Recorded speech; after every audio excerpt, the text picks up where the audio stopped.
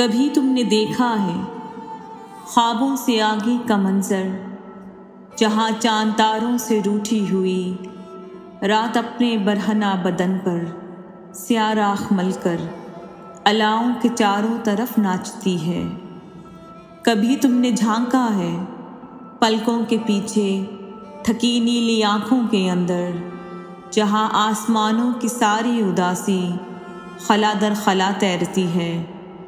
کبھی تم نے ایک دن گزارا ہے رستوں کے دونوں طرف ایستادہ گھنے سبز پیڑوں کے نیچے، جہاں دھوپ اپنے لیے راستہ ڈھونڈتی ہے۔ کبھی تم نے پوچھا ہے چلتے ہوئے راستے میں کسی اجنبی سے پتہ اس کے گھر کا، ہوا جس کے قدموں کے مٹتے نشاں چومتی ہے، نہ گھر در نہ گھر گھومتی ہے۔